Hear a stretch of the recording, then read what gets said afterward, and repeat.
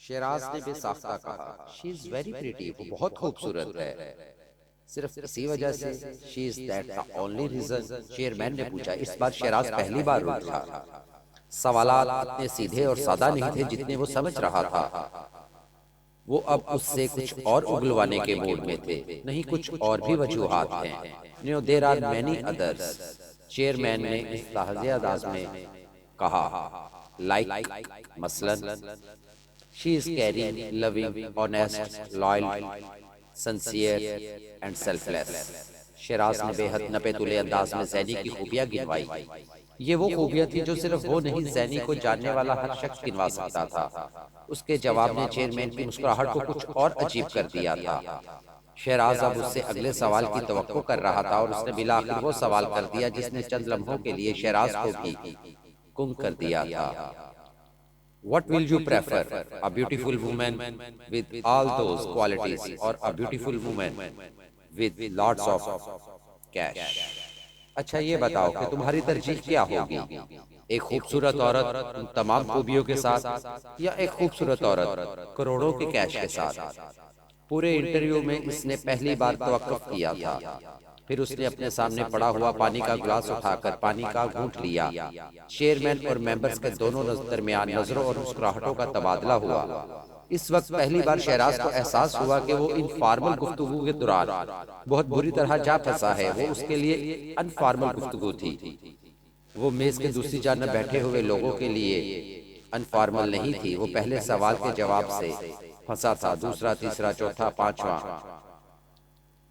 وہ اسے پھنساتے چلے گئے تھے۔ وہ اس کا لاشعور تھا جو اس وقت بول رہا تھا، مگر اب وہ مکمل طور پر ہوشیار ہو چکا تھا۔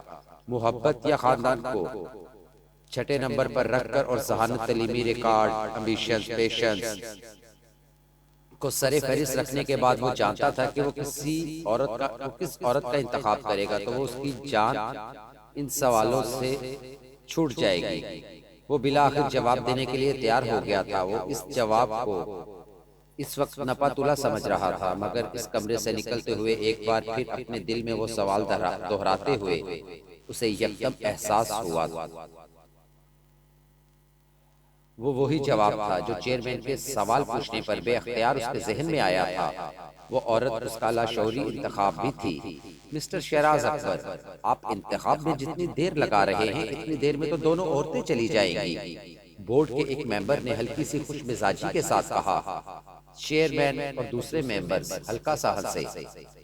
شیراز مسکرایا، پھر اس نے بے حد اعتماد سے کہا، ہاں، مگر ایک عورت کے ساتھ میں بھی ہوں گا، اور وہ کون سی عورت ہوگی؟ چیئرمین نے بے حد دلچسپی کے ساتھ اسے دیکھا۔ وہ تحریری امتحان میں کامیاب ہونے کے بعد انٹرویو سے گزرنے والا آخری امیدوار تھا، اور شیراز کے علاوہ وہاں بیٹھا ہر شخص جانتا تھا وہ پہلی دو پوزیشنوں میں سے کسی ایک پوزیشن کے لیے مضبوط ترین دو امیدواروں میں سے ایک تھا۔ مقابلے کے اس امتحان کے نتیجے میں چیئرمین کا ہر سال شیراز اکبر کے کیلیبر کہ کسی نہ کسی سیلف میڈ نوجوان سے واسطہ ضرور